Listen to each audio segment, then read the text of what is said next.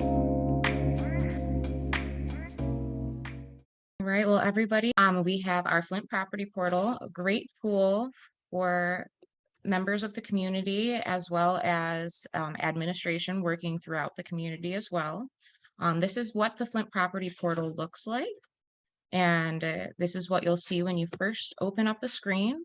The map on the side is interactive fully, so you can zoom in, zoom out, you can click on parcels, you can go all throughout the city, move it.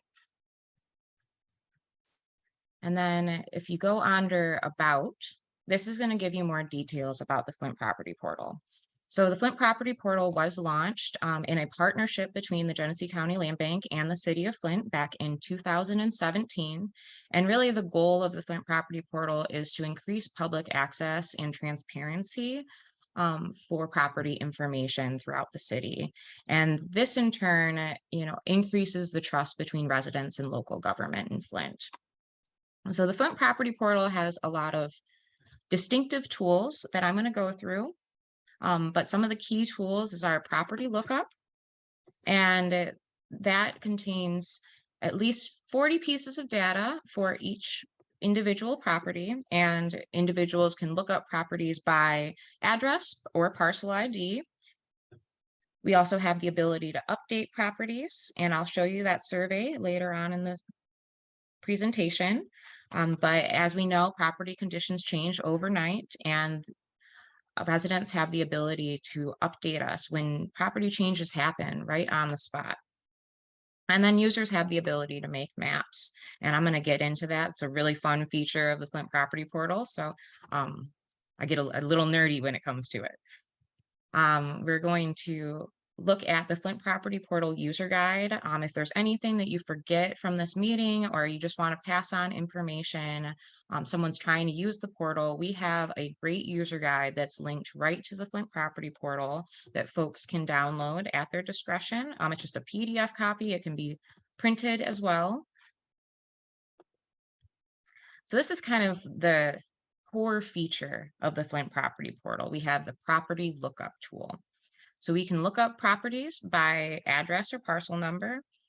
And I'm just got a few examples over here I'm going to look up.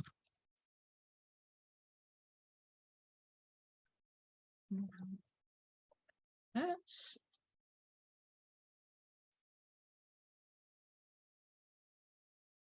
there we go.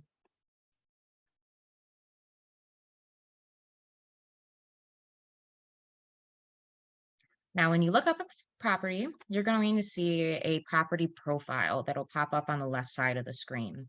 This will include the most recent picture of the property, as well as up to 40 pieces of information. And this is going to include, base data like the zip code, the land use, the occupancy status, the type of property, as well as the owner information. There's also condition information as well. And you can find out important information like demolition status. This has been coming up a lot. If you want to look up specific properties and find out if they're on the demolition list or not, we have our demolition status here listed, as well as a few different points on blight. So trying to capture if there's, tall grass, maybe there's debris, an abandoned car on that property.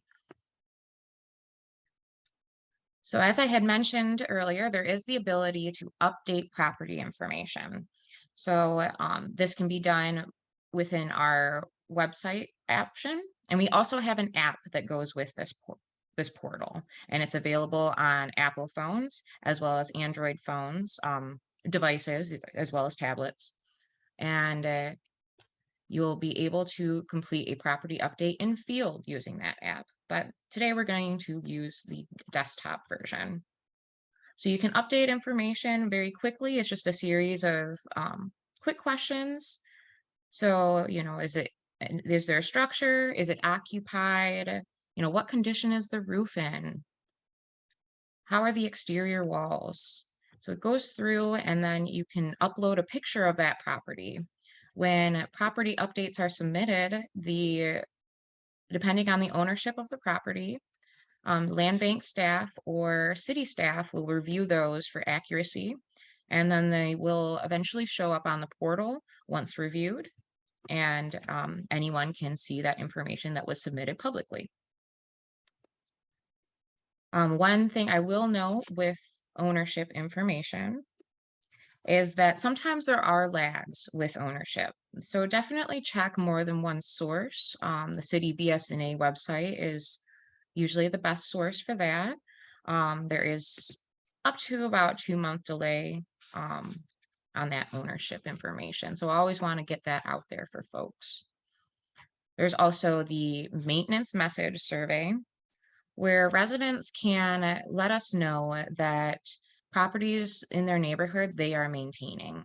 So, maybe they cut the grass, maybe they are committed to maintaining that property over the course of the entire season.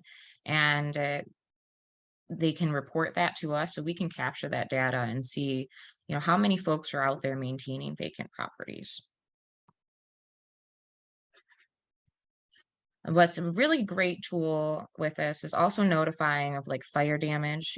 Fire has happened quite frequently across the city, and sometimes we don't find out right away. We manage over nearly 15,000 properties, and this is a great tool for folks to notify us that a property has been burnt down, and even to the point where I have seen residents actually take pictures while there is still smoke on the property, and they have notified us immediately after a fire has happened.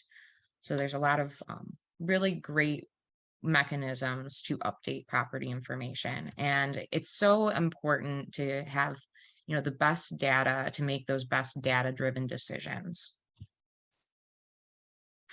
Okay, so now we're going to get into the Make Maps feature within the Flint Property Portal. This is a really neat and really robust tool. There's a few pre-made maps that are available, as well as the ability to make your own map. And then we also have overview charts that create there. So I'm going to go through and I'm going to look at some of these pre-made maps. One that's been coming up very often is about demolition status. So if you just go and click right on that icon, it's going to populate that map right for you, and you'll even get a summary of the information. So you can see that there have been over 7,000 properties that have been demolished.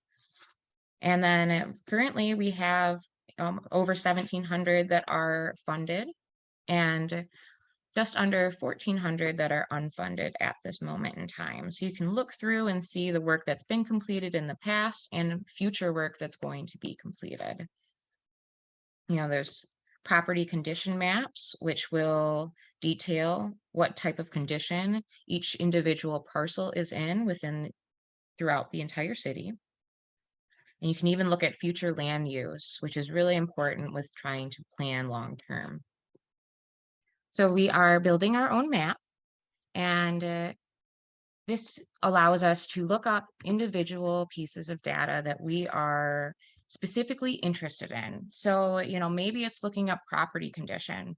Maybe it's looking up all commercial properties in the city, or you want to see all of the land bank owned properties. So we can use these individual pieces of criteria to build your very own specialized map. So I'm going to say, let's just look up all of the good condition properties in the city of Flint. So I'm going to update this box, click good, and then we're going to hit search at the bottom. And then this is where the magic happens. You can see all of the parcels populate on the map.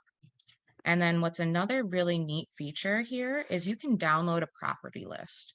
And this is going to have all of the PIDs and addresses that match that individual search that you just put into the system. It will also tell you the entire total of properties that match your criteria. So in this case, we have nearly 23,000 properties. So say we want to take this the next step. And we want to say, okay, all good properties that are within a specific ward boundary. So let's say we want to look at Ward 1. So you can go up to this, select a boundary, and there's a few of them that are already pre-built there, and I just selected City Ward. When I do that, I can click on this ward and the map will zoom in right to it for me. And then all of that data within Ward 1 will be captured again in the property list as well as the total properties. So let me put in good again. And then we have 3,000 results that are good just in Ward 1. And again, you can download that property list. So you can continue to narrow down, and you can even add more than one piece of criteria here. So I'm going to refresh. I always like to refresh between the maps that I make. Say I want to say all structures that are in City Ward 1. There's another option here. You don't have to use boundaries. You can use the attribute of ward. And we want to know all of those that are in fair condition now. So we can layer that on. We've got the 3 data pieces here, and we can zoom in and see how that map shifted. You also have the ability to draw your very own boundaries. So say we want to focus in on this little section here between Hamilton, Welch, DuPont, and MLK. We're going to go to the boundary option, and then we're going to select draw layer. When we do this, it's a pretty easy, you just drag and drop. So click to start, move over down to your next boundary. And we just pop those in, and then you hit the first one you put on to close that shape. And now we have our very own custom boundary built to just the area we want to focus on. So now that we have that boundary, let's say we want to look at everything that is a funded demolition here. And you can see the boundary. It'll show all the other funded demolitions outside, but this 28 results are going to be pertaining to just the funded demolitions within the focus area that you drew. And you can download a property list of just those 28 properties as well.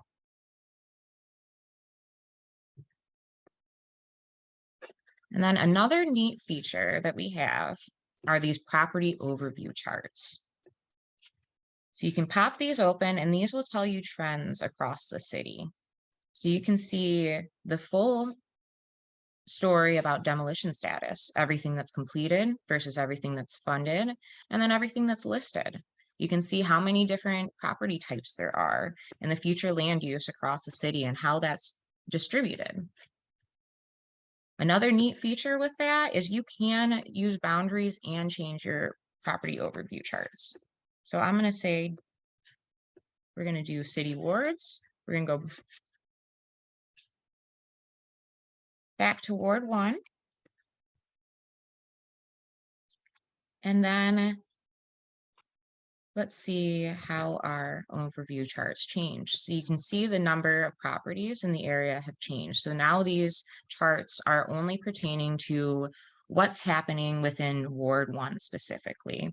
And it'll tell you all the number of properties that have been demolished, funded, listed, the number of buildings versus vacant lots, and the distribution of land use. So these are really neat features to look at overall trends within a specific area or citywide.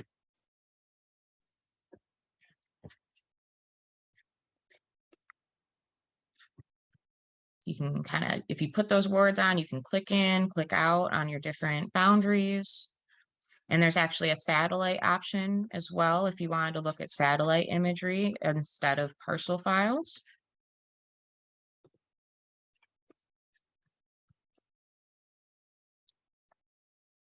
Now we're going to go, we have the property feed over here. This will show you all of the most recent submissions of folks that have submitted property updates or maintenance messages. And then our data tool. This is going to tell you more information on where our data comes from for each individual piece of data. There's a data glossary that folks can download that will, outline each individual data piece that's held within the portal and where that data is sourced from. So kind of in summary, we've got our Flint Property Portal About page. That's where you're going to find our user guide, and then a kind of a brief description on some of the tools that I've detailed today. Our property lookup tool, where you can look up individual properties and find out specific pieces of information about a specific property. We have our Make Maps tool, which allows you to view pre-made maps or make your very own. And then the property feed to see all of the most recent surveys, and then our data to view more information.